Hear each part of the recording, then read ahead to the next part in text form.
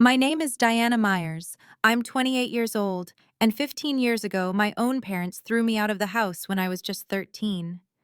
Last week, they showed up at my Uncle Harold's will reading, the man who raised me for the past 15 years, with confident smiles and a private attorney, absolutely certain they'd walk out with millions. But when attorney Margaret Morrison opened that sealed envelope and began reading, those smiles vanished. And when she reached Clause 7, my mother, the woman who once declared I was no longer her daughter, shot to her feet, her face chalk white, her mouth hanging open in disbelief. Before I tell you what happened next, if you enjoy stories about justice and family boundaries, take a second to like and subscribe, but only if you genuinely connect with this story. Where are you watching from right now, and what time is it there? Drop a comment and let me know. To understand why my mother reacted that way, I need to take you back to the summer of 2010, when I was a 13-year-old girl who believed she was the root cause of every problem in her family. Growing up in a modest house in Southeast Portland, I learned early that love in our family wasn't distributed equally. My father, Richard Myers, worked as an auto mechanic at a shop downtown. He was a man of few words, and most of those words agreed with whatever my mother said. My mother, Sandra, worked the checkout line at a grocery store and ran our household with the precision of someone who always knew exactly who deserved what. My sister Tiffany was 2 years older than me. She had Mom's golden blonde hair, Mom's bright blue eyes, Mom's easy laugh. Everyone said so. "Tiffany looks just like you did at her age, Sandra." And Mom would beam. I looked like our late grandmother, Dad's mother. Brown hair, brown eyes, quiet disposition. Mom never said it was a bad thing. She just never said much about me at all. The differences showed up everywhere. For Tiffany's 15th birthday, Mom threw a party with 15 guests, a 3-tier cake from the bakery on Hawthorne, and a karaoke machine rental. For my 13th birthday, 3 months later, it was the four of us around the kitchen table with a marked-down cake from the grocery store where Mom worked. The frosting said "Happy Birthday" with no name, a generic leftover from someone else's canceled order. I didn't realize what was happening until I was 12. That's when I discovered Tiffany had a college savings account that had been opened when she was 5 years old. 8 years of deposits, thousands of dollars. I asked Mom why I didn't have one. She looked at me like the question surprised her. "Tiffany needs money for college," she said. "You'll figure something out. You're good at adapting." That was the first time I understood my place in this family. I was the spare child, kept around but never truly wanted. The summer of 2010 changed everything.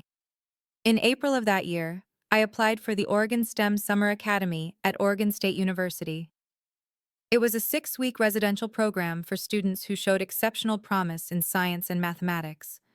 The scholarship covered everything: tuition, room and board, materials. Total value: $4,200. I didn't tell anyone I applied. I'd learned not to get my hopes up out loud in that house. On May 15th, the acceptance letter arrived. Out of over 2,000 applicants from across Oregon, 50 students had been selected. I was one of them. For exactly one afternoon, I felt like I mattered. Then Tiffany found out about a performing arts camp in California that her drama teacher had mentioned. 3 weeks, no scholarship, price tag, $3,800. That night at dinner, Mom announced the solution she'd worked out in her head. "Diana, you'll decline that science thing. We can't afford to send both of you to summer programs, and Tiffany's camp will help her college applications." She said it like she was discussing meal planning, not crushing someone's dreams. I stared at my plate. The words came out before I could stop them. "No." The whole table went silent. Even the refrigerator seemed to stop humming. "Excuse me?" Mom's voice dropped to that dangerous register I'd heard her use on store customers who tried to use expired coupons. "This scholarship isn't your money to redirect," I said, my voice shaking but clear. "I earned this. It's mine." Mom looked at me like I'd transformed into a stranger right before her eyes. "If you can't sacrifice for this family," she said slowly, Then you're not part of this family. At 13, I thought she was just angry. I didn't realize she meant it literally. 3 days after that dinner, I came home from the public library to find my belongings packed into 2 black garbage bags sitting on the front porch. My mother stood in the doorway, arms crossed. She didn't look angry anymore. She looked resolved, like someone who'd just finished an unpleasant chore. "I called Harold," she said. "He'll be here to pick you up. From now on, you're his problem." I stood there on the porch I'd known my entire life, trying to process what was happening. Behind Mom, I could see Dad in the hallway. He didn't look at me. He didn't say anything. I looked up at the second-floor window. Tiffany was watching from behind the curtain. When our eyes met, she stepped back into the shadows of her room. She didn't come down. I waited on that porch from 6 in the evening until 10 at night. 4 hours. My mother went back inside after the first 5 minutes. The porch light never came on. Uncle Harold lived in Seattle, 3 hours away. He drove through the night to get to me. When his gray Honda pulled into the driveway, I was still sitting on those garbage bags, knees pulled to my chest. He got out without saying anything at first, just walked up, looked at me, and wrapped me in a hug so tight I couldn't breathe. "From now on," he said quietly, "you have a home." That night, as we drove north through the darkness toward Seattle, I didn't know that my mother had signed a document before Uncle Harold left. I didn't know what it meant. I was just a scared kid staring out the window, wondering what I'd done wrong. It would take 15 years for that document to resurface, and when it did, it would change everything. Uncle Harold's house in Seattle's Ballard neighborhood wasn't large, but it felt enormous compared to the cramped space I'd occupied in my family's home. For the first time in my life, I had a room that was entirely mine. More importantly, I had someone who believed in me. Uncle Harold had built Myers Property Holdings from scratch, a commercial real estate company he'd started with a single small office building he'd purchased after working double shifts for 6 years. By 2010, he owned 8 properties across the Seattle metro area. He never married, never had children. When I arrived on his doorstep with nothing but 2 garbage bags, he didn't just take me in. He invested in me. Over the next 4 years, I poured myself into school. I graduated from Ballard High in 2014 as class valedictorian, president of the math club, with a 4.0 unweighted GPA. The University of Washington offered me admission with a partial scholarship to their Foster School of Business. By 2018, I had my bachelor's degree in finance, graduating summa cum laude with a 3.94 GPA. Uncle Harold had given me internship opportunities at Myers Property Holdings starting my sophomore year. I learned the business from the ground up: data entry, lease analysis, tenant relations, property assessments. In 2019, after 18 months at a Big Four-style accounting firm I'll call Mitchell and Partners, I earned my CPA certification. 1 year later, Uncle Harold offered me a position as controller.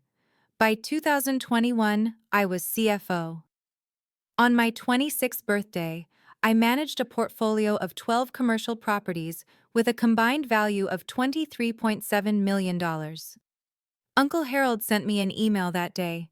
I still have it saved. The subject line read, "To my daughter." The message was simple. You don't need to prove anything to the people who abandoned you, but you do need to prove to yourself that you're worthy. You have. Happy birthday, Diana. In 15 years, my biological family reached out exactly 3 times. The first was in 2012. My mother called Uncle Harold's phone, not mine, to ask for $5,000. Dad had lost his job at the auto shop. Times were hard. Surely Harold could help his own brother. Uncle Harold declined. He told me about the call afterward, his jaw tight. "They haven't asked about you once," he said. "Not how you're doing in school, not if you're okay. They just want money." The second contact came in 2016. Tiffany mailed me a wedding invitation. No personal note. No, "I hope you're well," just the formal printed card with my name and Uncle Harold's Seattle address. I didn't attend. I didn't send a gift. I didn't respond at all. The third was in 2020. My mother sent me an email, the first direct contact she'd initiated since throwing me out. The subject line was, "Checking in." The message mentioned that she'd seen an article in Seattle Business Journal about Myers property holdings expanding into the East Side market. She hoped I was doing well, and suggested we should catch up sometime. I deleted the email without responding. I wasn't holding grudges. I had simply built a life that didn't include them, and I saw no reason to change that. In the summer of 2024, Uncle Harold received a diagnosis that changed everything. Congestive heart failure, advanced stage. The doctors gave him 12 to 18 months. He lasted 8. During those final months, Uncle Harold met with his estate attorney multiple times. He updated his will in June 2024, 6 months before he passed. When I asked him about it, he just smiled. "Everything's taken care of," he said. "You focus on the business. I've handled the rest." I didn't know what he'd written. I didn't know about the clauses. I trusted him completely. I had no idea what was coming. Uncle Harold passed away on February 28, 2025. He went peacefully in his sleep at Swedish Medical Center with me holding his hand. 1 week later, on March 7th, I was in my office at Myers Property Holdings when my phone buzzed with an unknown Portland number. I almost didn't answer. "Diana?" The voice was immediately recognizable. 15 years hadn't changed my mother's particular way of saying my name, like she was tasting something she wasn't sure she wanted to swallow. "Sandra." I kept my voice neutral, not Mom, just her name. A brief pause. I could almost hear her recalibrating. "I heard about Harold," she said. "I'm so sorry for your loss. I was thinking I should come up for the memorial service, pay my respects. The memorial was 3 days ago." Another pause. "Oh, well, I also heard there's a will reading coming up. Family has a right to attend these things, you know, especially when it involves a brother's estate." There it was, the real reason for the call. "How did you find out about the will reading?" "I have an attorney, Victor Harrington. He made some calls." The name sparked a faint memory. Uncle Harold had mentioned a Victor Harrington once, an attorney he'd consulted years ago and decided not to work with. I spoke to Margaret Morrison, Uncle Harold's estate attorney, the next morning. She confirmed my suspicions.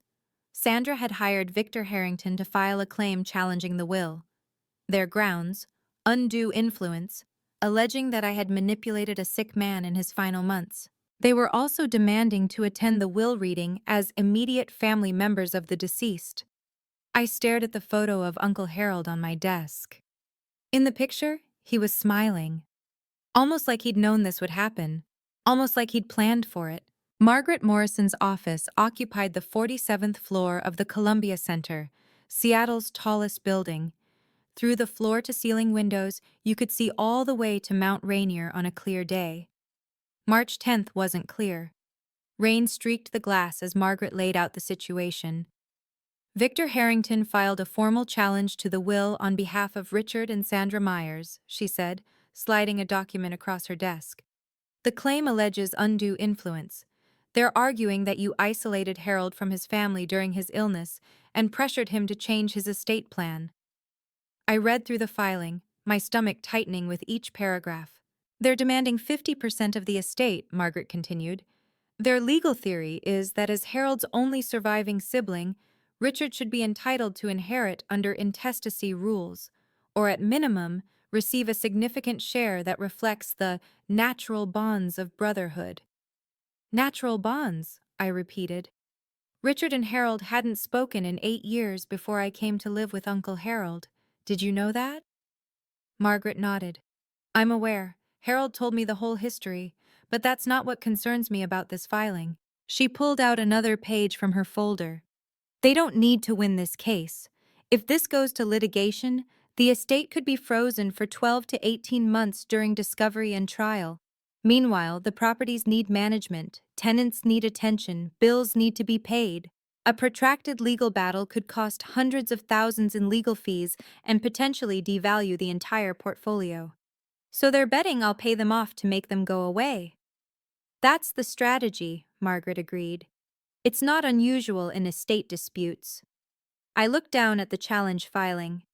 In the section describing our family history, Sandra had written that I had abandoned my family and exploited Harold's loneliness. The woman who threw me out was claiming I abandoned her. Do you have any documentation about your circumstances in 2010? Margaret asked. Anything that establishes what actually happened when you went to live with Harold? I thought back to that night on the porch, the garbage bags, the 4-hour wait, Uncle Harold arriving in the darkness. I was 13, I said. I didn't exactly keep records. Harold did. Margaret was already reaching for her phone. She dialed her assistant and asked for a specific file number from the archives. 20 minutes later, her assistant returned with a yellowed folder. Margaret opened it carefully, scanning the contents. Then she looked up at me with an expression I couldn't quite read. Diana, did you know about this? She slid the document across the desk. The header read, Voluntary Relinquishment of Parental Rights and Transfer of Guardianship. Dated July 15, 2010. The document stated that Richard James Myers and Sandra Ellen Myers, being of sound mind, voluntarily relinquished all parental rights and responsibilities for their minor daughter, Diana Marie Myers, and transferred full legal guardianship to Harold Raymond Myers. At the bottom were 4 signatures: my mother's, my father's, Uncle Harold's, and a notary public from King County, Washington. File number 2010 GH 5847. They didn't just kick you out, Margaret said quietly. They legally gave you up. They signed away their parental rights. As far as the law is concerned, Sandra and Richard Myers stopped being your parents the moment they signed this document. My hands were trembling. I'd been 13 years old, sitting on a porch in the dark. I had no idea my mother had been signing papers inside the house. What does this mean for their claim? Margaret's expression shifted. It means Richard has no standing to claim inheritance through familial relationship. Legally, he's not your parent. He severed that connection himself, in writing, with witnesses 15 years ago. Margaret offered me 2 paths forward. Option 1, we negotiate, she said. I reach out to Harrington, explain that their legal position is weaker than they realize, and offer a settlement. $500,000 to $1 million in exchange for them withdrawing their challenge and signing a waiver of any future claims. It's faster, cleaner, and avoids any public spectacle. And option 2? We proceed with the will reading as scheduled. They've demanded to attend as family members. We let them. Then we present the evidence. The guardianship transfer document, the full history, everything Harold wanted disclosed in the event of a challenge. She paused. Harold anticipated this, Diana. He left specific instructions for how to handle exactly this scenario. He wanted the truth on the record. I went home that night and couldn't sleep. I sat in the living room of the house Uncle Harold had left me, staring at the family photos on the mantel.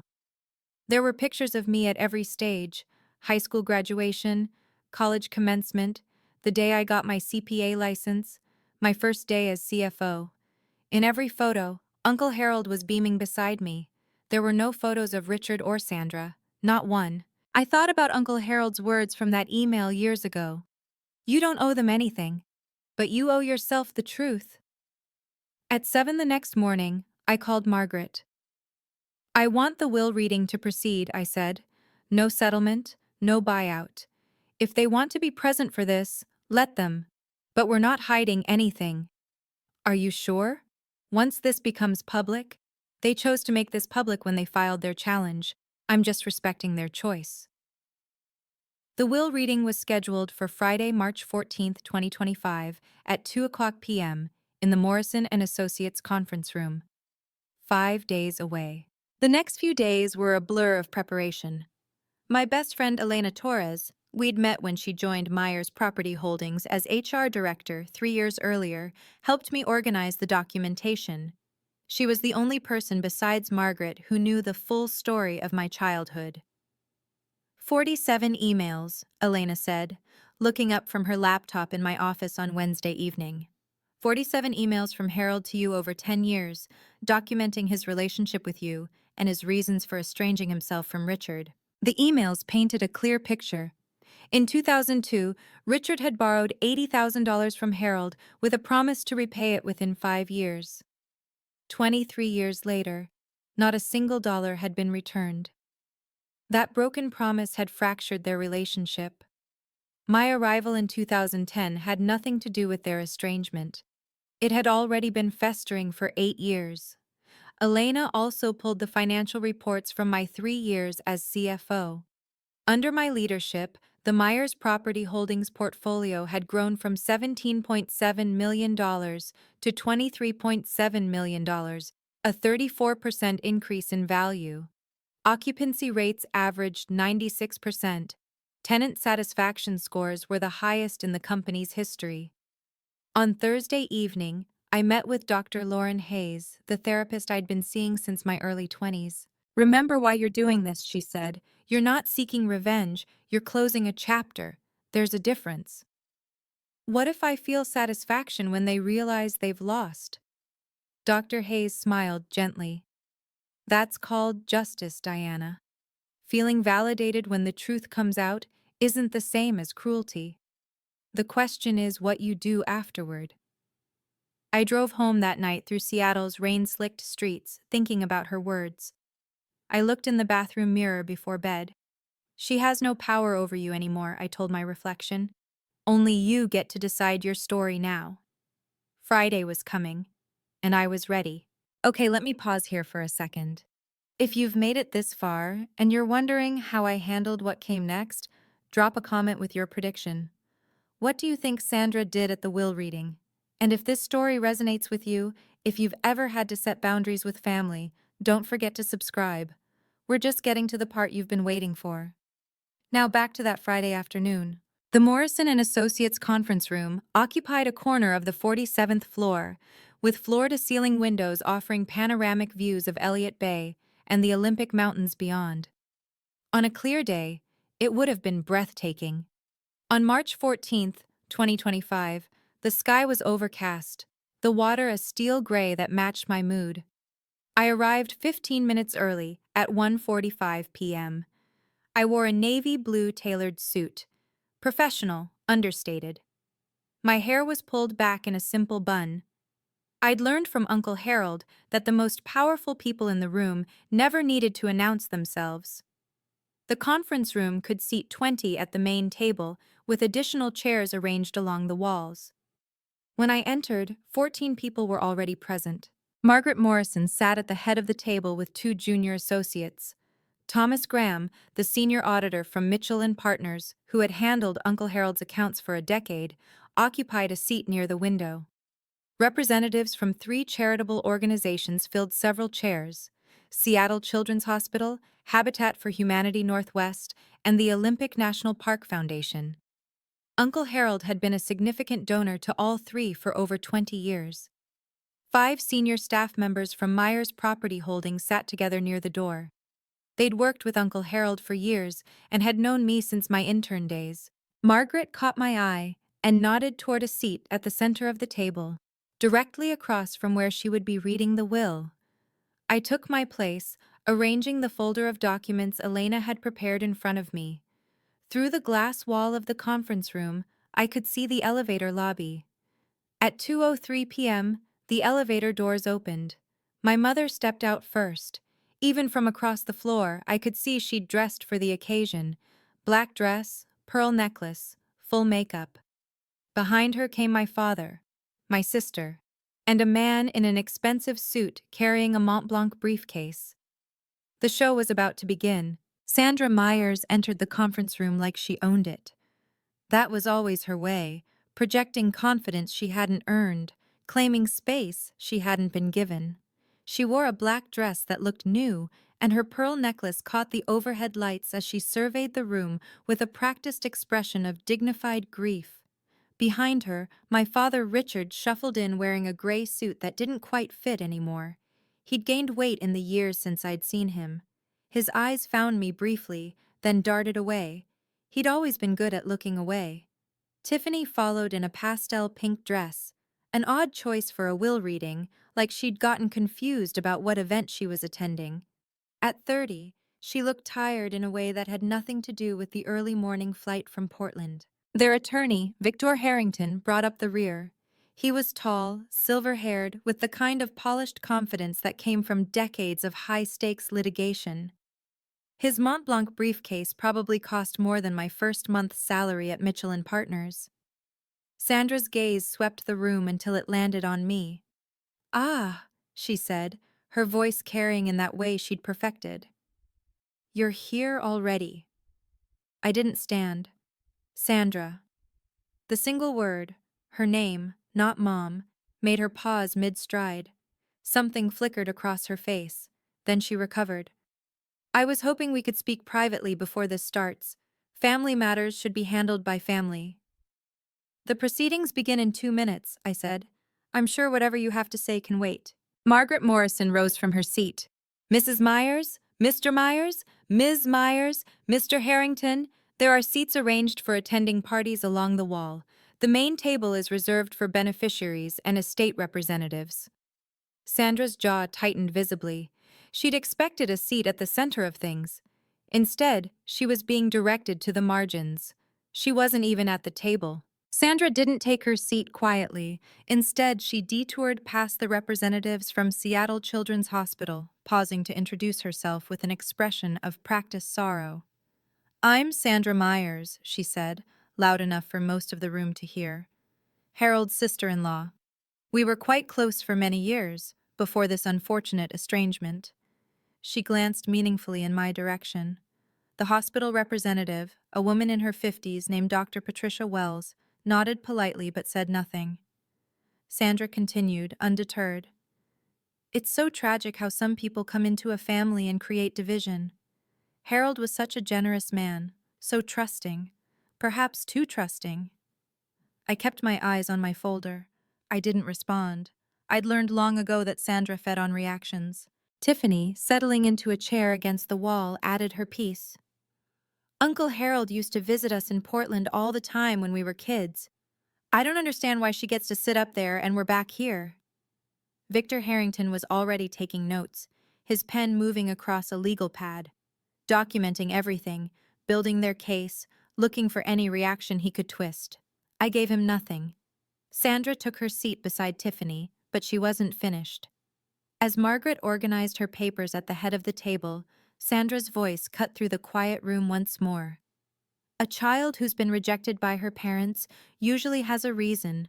I just wish Harold had seen through her the way we did. A mother always knows." The words hung in the air. Several people in the room shifted uncomfortably. Thomas Graham, the auditor, was staring at Sandra with open disbelief. I looked at her, really looked at her, for the first time in 15 years. She hadn't changed at all. The same certainty, the same need to control the narrative, the same absolute conviction that she was the victim. Margaret cleared her throat. "It's 2:10, we'll begin." Margaret Morrison broke the seal on a large envelope with the careful precision of someone who had performed this ritual hundreds of times. "This is the last will and testament of Harold Raymond Myers," she began, her voice carrying the formal weight the moment demanded. "Born July 4, 1953, deceased February 28, 2025. This document was executed on June 18, 2024, and represents the final expression of Mr. Myers's wishes regarding the disposition of his estate." Sandra sat forward slightly, her pearl necklace catching the light. Margaret continued reading the preliminary sections. Article 1 confirmed Harold's identity and residence. Article 2 declared him to be of sound mind. Margaret noted that a psychiatric evaluation had been conducted by Dr. Stephen Park on June 10, 2024, 8 days before the will was signed. The evaluation confirmed Mr. Myers possessed full testamentary capacity and was under no undue influence at the time of execution, Margaret read. I caught Sandra exchanging a glance with Victor Harrington. They'd been banking on challenging Harold's mental state. This documentation complicated their strategy. Article 3 revoked all prior wills and codicils. Then Margaret turned to Article 4, the inventory of assets. At the time of death, Mr. Myers' estate included the following: 12 commercial properties located throughout King County and Snohomish County with a combined assessed value of $18.2 million. Investment accounts containing diversified equity holdings valued at approximately $4.1 million. Cash and liquid assets totaling $1.4 million. I heard Tiffany whisper to Sandra, "That's almost 24 million." Sandra nodded, her eyes calculating. Margaret looked up briefly. The will contains 47 pages. I will now proceed to Article 5, which addresses specific bequests and exclusions. She turned the page and adjusted her reading glasses. Article 5, regarding Richard James Myers, brother of the deceased. Sandra actually smiled. She wouldn't be smiling for long. Margaret's voice was steady as she read the opening line. I make no provision in this will for my brother, Richard James Myers, for the following reasons, which I wish to be read aloud and entered into the record. Sandra's smile flickered.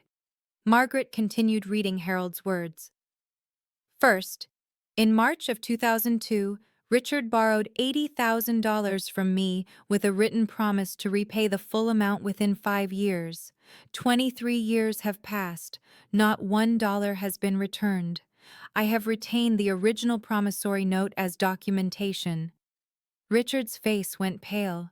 He hadn't expected this. Second, on July 15, 2010, Richard and his wife Sandra voluntarily executed a legal document relinquishing all parental rights to their daughter Diana Marie Myers, transferring full guardianship to me. This document was properly witnessed and notarized. Sandra shot to her feet. What does that have to do with anything? Margaret paused, looked at Sandra over her glasses, and continued reading without acknowledging the outburst. The significance of this document is as follows. By legally terminating their parental relationship with Diana, Richard and Sandra severed any claim they might have had to inherit from me through her. Diana is my legal heir. Richard is not her legal father. Therefore, Richard has no familial relationship with my designated heir, and no standing to challenge this will on grounds of family connection. Richard stood now, too. This is ridiculous! I'm Harold's brother, his blood brother! Victor Harrington grabbed Richard's arm, pulling him back down. But even the attorney's face had gone gray. Margaret reached into her file and produced a document. For the record, the original voluntary relinquishment of parental rights is on file with King County Family Court, file number 2010 GH 5847. I have a certified copy here, which any party may examine. She laid the document on the table. Sandra stared at it like it was a live grenade. Sandra didn't sit back down. Her composure, that careful mask she'd worn into the room, cracked visibly. Her voice rose, sharp and desperate. This is insane! That paper doesn't mean anything. We're still her family. Margaret's voice remained level. Mrs. Myers, I must ask you to take your seat. Disrupting the reading of a will is a matter the court takes seriously. Sandra ignored her. She pointed directly at me. She did this. She manipulated Harold against his own family. She poisoned him against us. Dr. Patricia Wells from Seattle Children's Hospital looked uncomfortable. The charity representatives hadn't signed up for a family meltdown. Tiffany tugged at Sandra's sleeve. Mom, sit down. People are watching.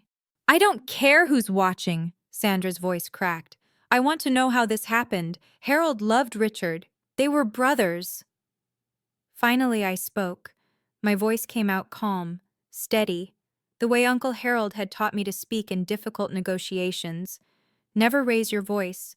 Make them strain to hear you. Sandra, you made a choice 15 years ago. You put my belongings in garbage bags and left me on a porch in the dark. Then you went inside and signed a document giving me away. I was 13 years old. The room was absolutely silent. That was your decision, I continued. Not mine, not Uncle Harold's, yours. Everything that's happening today is simply the consequence of what you chose to do that night. Sandra's mouth opened, but no words came out. I looked at her steadily. I don't hate you, but I also don't owe you anything. You made sure of that when you signed that paper. Victor Harrington was writing furiously on his legal pad, though I couldn't imagine what strategy he thought he could salvage. Margaret cleared her throat. If we may continue, I haven't yet read Clause 7. Sandra finally sank back into her chair, but Clause 7 was the one that would truly end her hopes. Margaret turned to page 12 of the will and paused. Then she read the words that would change everything. Article 7, Designation of Sole Beneficiary. The room held its breath. I hereby bequeath the entirety of my estate, including all real property, investment accounts, liquid assets, and personal effects, to my legally adopted daughter, Diana Marie Myers. Adopted. The word hung in the air like a thunderclap. Sandra's face went white, actually white, like someone had drained the blood from her head. Adopted? Richard's voice was hoarse. Since when? Margaret answered with the same calm precision she'd used throughout. Mr. Harold Myers formally adopted Diana Marie Myers on September 12, 2012, when she was 15 years old. The adoption was finalized in King County Family Court, file number 2012 AD 3291. As Mr. and Mrs. Richard Myers had already legally relinquished their parental rights in 2010, no additional consent was required. Tiffany stared at me. So you're not related to us anymore? I met her eyes. Not legally. Not since Mom and Dad signed me away. Margaret continued reading. Diana is not merely a beneficiary. She is my daughter in every way that matters, legally, practically, and emotionally. She has worked alongside me for years, proven her competence and integrity, and I trust her completely to continue the work I began. There is no one more deserving of this inheritance, and no one I love more. My vision blurred. I blinked back tears. Uncle Harold had never told me about the full language of this clause. He'd kept it a secret, waiting for this moment, knowing it might come. Sandra was shaking her head slowly, like someone trying to wake from a nightmare. This can't be legal, she whispered. Victor, tell them this can't be legal. Victor Harrington didn't answer. He was staring at his legal pad, pen motionless. He knew the case was over. Margaret reached into her folder and withdrew a sealed envelope, smaller than the others. There's one more item, she said. Mr. Myers left a personal letter for Diana, with instructions that I offer to read a portion aloud during this proceeding, if Diana consents. I nodded, not trusting my voice. Margaret opened the envelope carefully and unfolded a single handwritten page. Uncle Harold's familiar script filled the paper, the same handwriting I'd seen on birthday cards and emails and notes left on my desk over 15 years. Margaret began to read. Diana, if this letter is being read aloud, it means things happened exactly as I expected. Your biological family showed up looking for money they never earned from a man they never cared about. I'm sorry you have to go through this, but I also know you're strong enough to handle it. A soft sound escaped Sandra's throat, almost a whimper. You came to me as a wounded child, thrown away by people who should have protected you, but you didn't let that define you. You transformed your pain into determination, your loneliness into independence, your rejection into resilience. I have never been more proud of anyone in my entire life. Margaret's voice softened slightly as she continued. I didn't save you, Diana. You saved yourself. I just gave you a place to do it. Everything you've achieved, your education, your career, your character, you earned through your own effort. I'm leaving you my estate not because you need it, but because you deserve it. And because I know you'll use it to help others the way I tried to help you. Tears were streaming down my face now. I didn't try to stop them. Don't let them make you feel guilty for surviving them. Don't let them back in unless you choose to. You owe them nothing. You owe yourself everything. I love you, Diana. Forever your father, Harold. Sandra made one last desperate play. She stood again, but this time her voice had shifted. The anger was gone, replaced by something that was meant to sound like wounded motherhood. Diana, sweetheart, I know things were hard when you were young. I made mistakes. I admit that now. But we're still blood. We can work through this. Can't we at least talk about dividing the estate fairly? I wiped my eyes and looked at her. You gave up the right to call me sweetheart 15 years ago. I want to contest this will, Sandra announced to the room. Victor, tell them. We have grounds. Undue influence. Harold was sick. She isolated him. Victor Harrington finally spoke, though he sounded like a man reading his own obituary. Mrs. Myers, perhaps we should discuss our options privately. No, tell them, we're going to fight this, Margaret interrupted by turning her iPad around to face the room. On the screen was an email thread. Mr. Harrington, perhaps you'd like to explain this to your clients. The room went quiet. Margaret read aloud. This is an email dated March 3, 2022, from Harold Myers to Victor Harrington.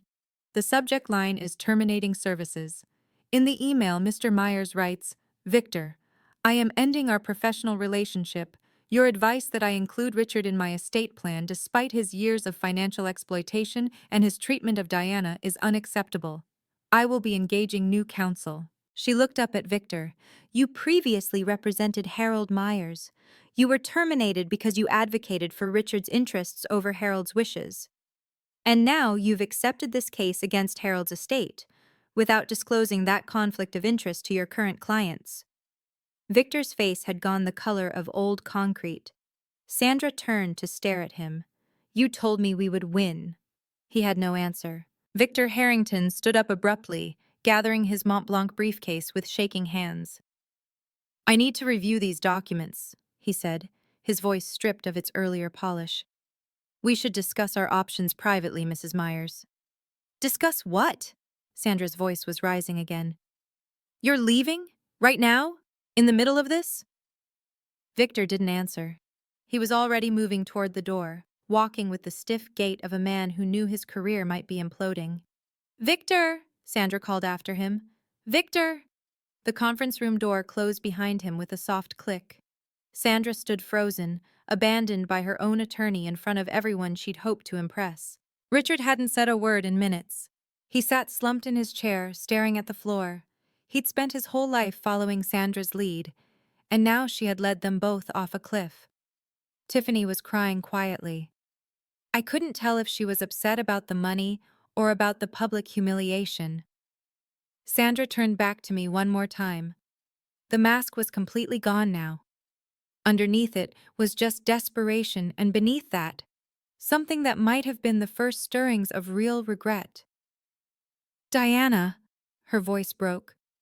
We can still, we're still a family, aren't we? Blood is blood. You could still. I stood up from the table. Sandra, you stopped being my family on July 15th, 2010. You signed the document yourself. I didn't make that choice, you did. I gathered my folder and looked at her steadily. I don't hate you. I actually feel sorry for you, but you have no claim on me. Not legally, not emotionally, not in any way that matters. I turned to Margaret. Can we continue with the remaining articles? Margaret nodded. Sandra sat down heavily. She didn't speak again for the rest of the reading. Margaret turned to the next section with practiced calm. Article 9, Charitable Bequests. The representatives from the 3 charitable organizations straightened in their seats. I direct that the following gifts be made from my estate.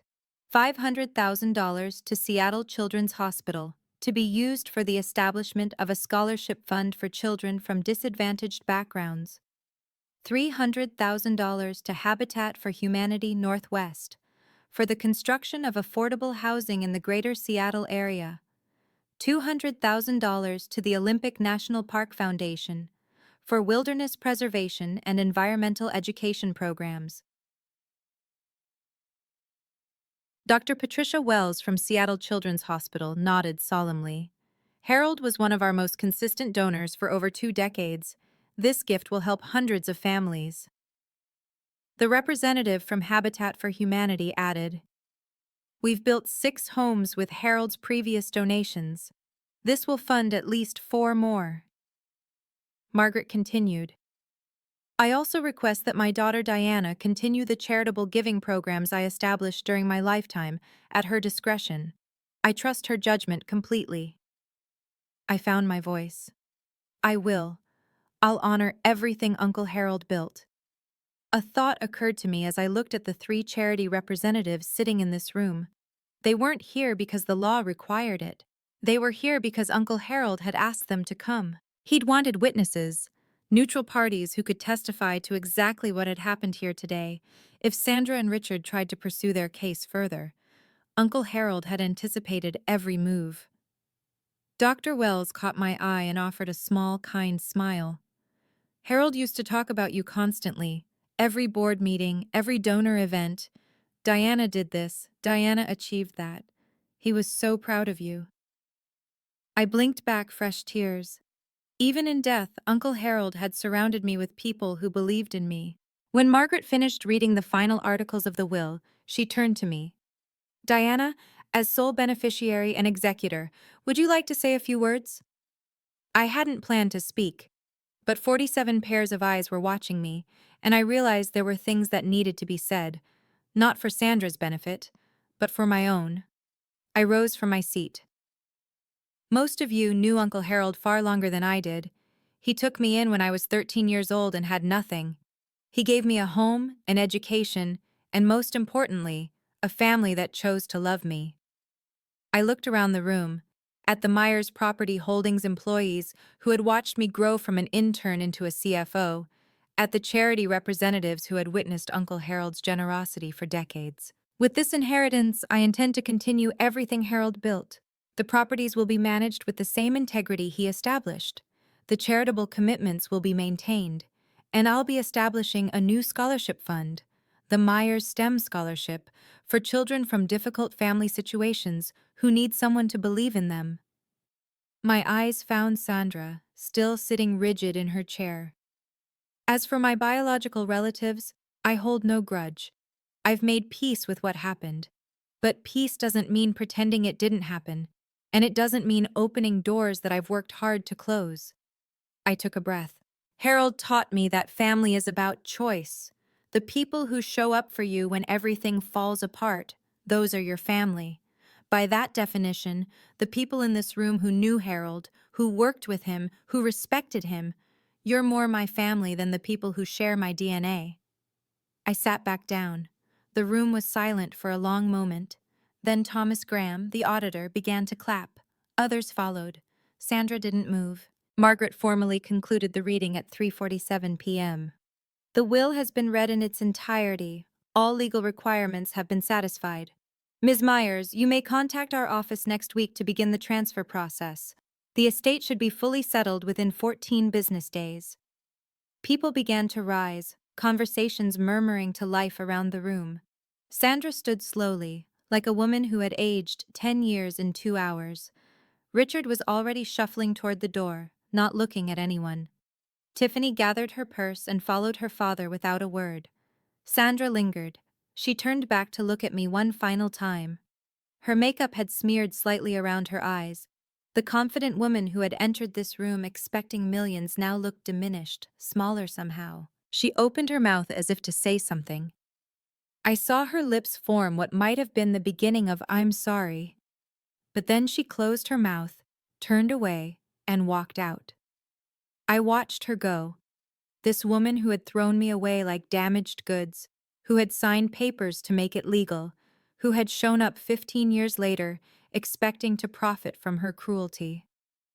I felt a brief flicker of something, not satisfaction exactly, not vindication, something more complicated, the strange emptiness that comes when a chapter finally closes. Dr. Wells from Seattle Children's Hospital approached me as the room cleared. Harold talked about you every time we met, she said, shaking my hand.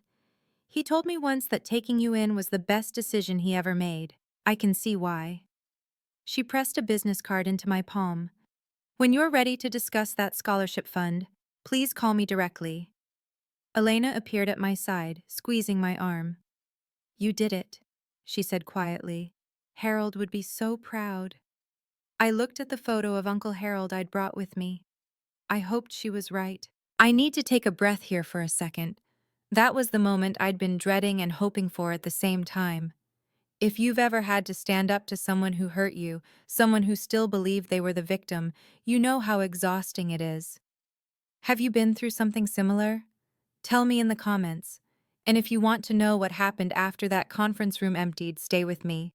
The story isn't over. 1 week after the will reading, Margaret Morrison filed a formal complaint with the Washington State Bar Association. The subject, Victor Harrington's ethical violations. I didn't ask her to do it. She did it because it was her professional obligation. When an attorney witnesses another attorney violating the rules of professional conduct, reporting is required. The complaint outlined 3 violations. First, conflict of interest.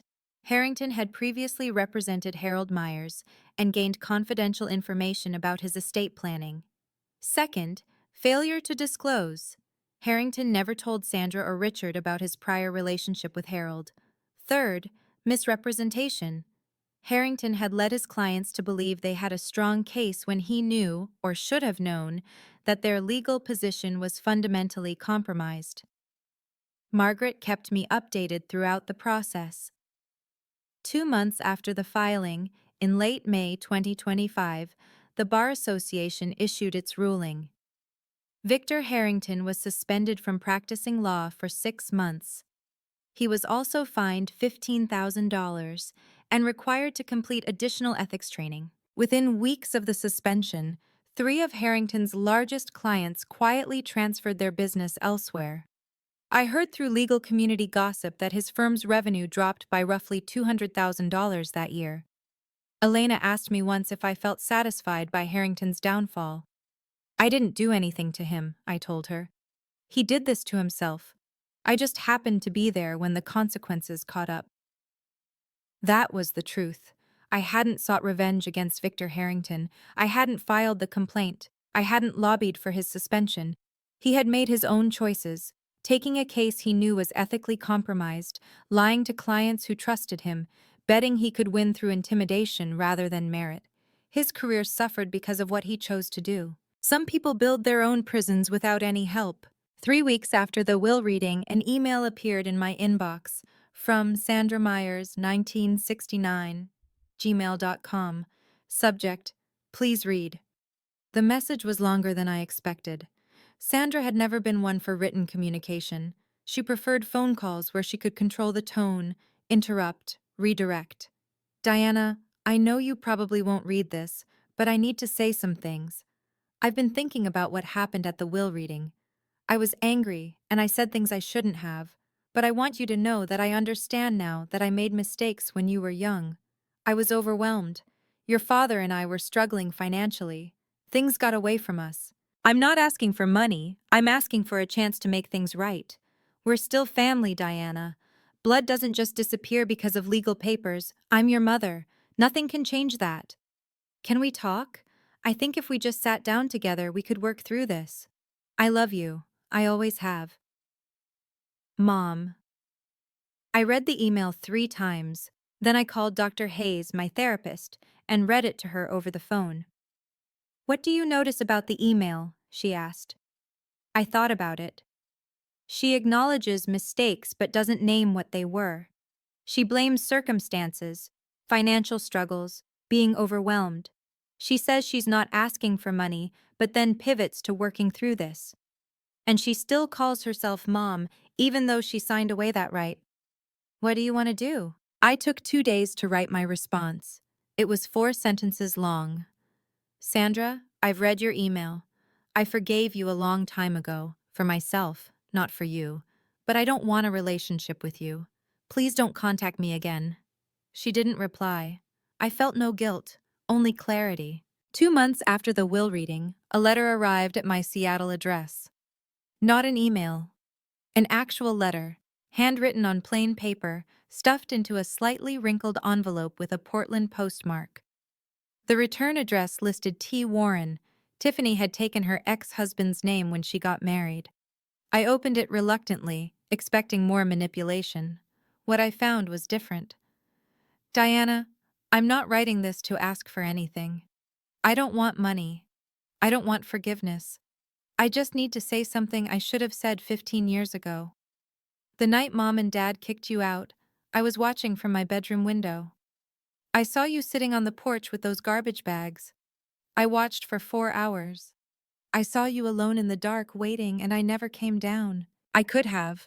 I was 15. I could have brought you water or sat with you or at least told you I was sorry. Instead, I just watched from the window like a coward. That's haunted me ever since.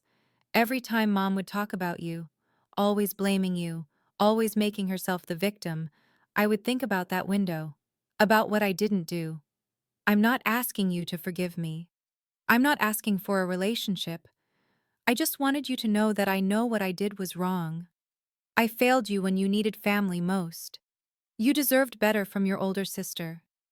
If you never want to hear from me again, I understand. But I couldn't let another year pass without telling you the truth. Tiffany. I read the letter 4 times. It was the first honest thing anyone in my biological family had ever said to me. I didn't write back immediately. I needed time to figure out what, if anything, I wanted to do with this unexpected opening. But for the first time in 15 years, I felt something other than distance when I thought about my sister. 4 months after the will reading, I finally wrote back to Tiffany. Dr. Hayes had helped me think through what I actually wanted, not what I felt obligated to do, not what would look generous or forgiving, what I genuinely wanted for myself. The answer surprised me. I didn't want to shut Tiffany out completely. Her letter had been the first honest acknowledgement of what happened that night. No excuses, no deflection, no requests for money, just accountability. But I also wasn't ready to trust her. 15 years of distance doesn't disappear because of one letter. So I wrote back with conditions. Tiffany, I've read your letter many times. I appreciate that you acknowledged what happened without making excuses. That took courage. I'm not ready for a full relationship, but I'm open to cautious contact under these conditions. First, no contact through Mom or Dad. I've ended communication with them permanently, and I need that boundary respected. Second, no discussions about money, inheritance, or anything related to Uncle Harold's estate. Ever. Third, I reserve the right to end any conversation without explanation. If I go quiet, I need you to respect that. If these conditions work for you, we can start with a monthly video call. 15 minutes, low pressure. We can talk about our lives, surface level at first.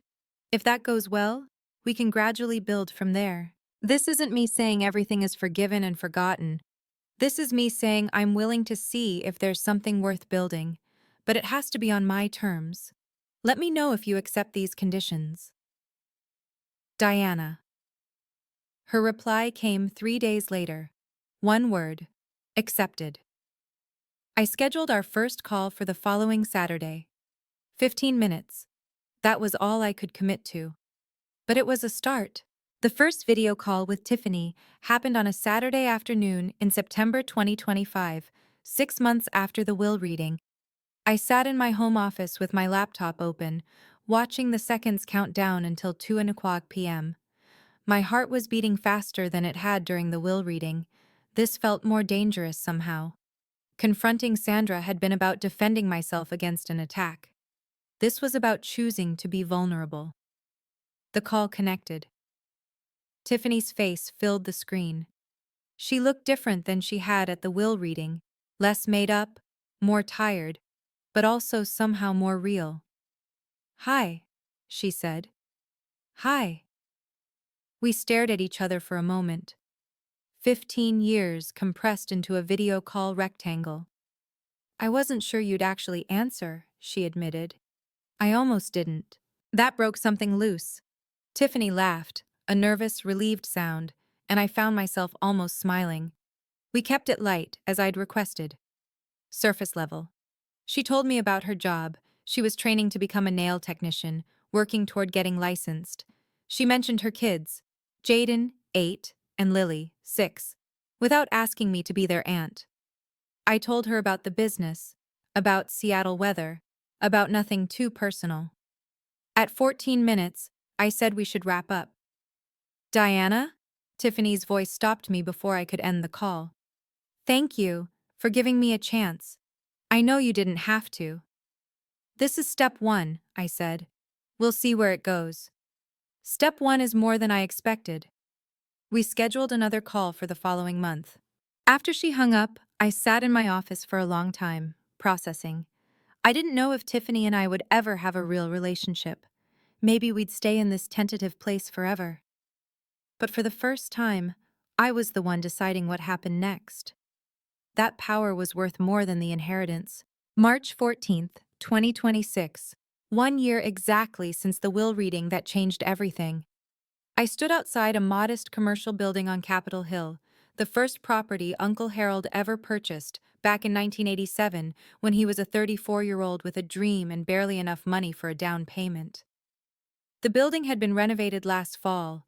New windows, updated HVAC, fresh landscaping. But today I was here for something else. A bronze plaque had been mounted beside the main entrance, the Harold R. Myers Building, in memory of a man who chose love over blood, 1953 to 2025. I touched the letters of his name, feeling the cold metal under my fingertips. In the years since the will reading, Myers' property holdings had grown by 12%, bringing the portfolio value to $26.5 million. Occupancy rates remained above 95%. We'd expanded into 2 new properties and upgraded 3 existing ones. More importantly, the Myers STEM Scholarship had awarded its first grants. 5 students from difficult family situations, each receiving full funding for summer programs in science and mathematics. Dr. Wells at Seattle Children's Hospital had helped select the recipients. Tiffany and I still talked once a month. The conversations had gotten slightly easier. We'd graduated from 15 minutes to 25. I'd seen pictures of her kids. She'd seen pictures of my apartment. We weren't sisters in any traditional sense, but we were something. Sandra and Richard had stopped trying to contact me. I didn't know what their lives looked like now, and I found that I didn't need to know. Elena walked up beside me, looking at the plaque. You okay? I considered the question. I'm peaceful, I said. That's even better than happy. Uncle Harold had taught me that family is a choice, and I had finally learned to choose myself. The sky over Seattle was clear for the first time in weeks. I could see all the way to the mountains. If I look at my own story through a psychological lens, there's a concept called conditional self-worth, the belief that you're only valuable if certain people approve of you. I spent the first 13 years of my life trapped in that belief.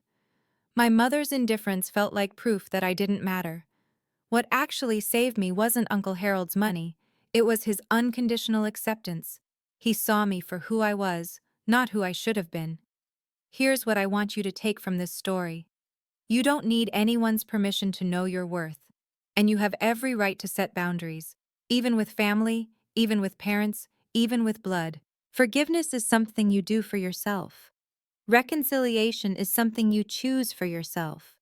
These are 2 different things, and no one gets to decide which one you offer. Your story is yours to write.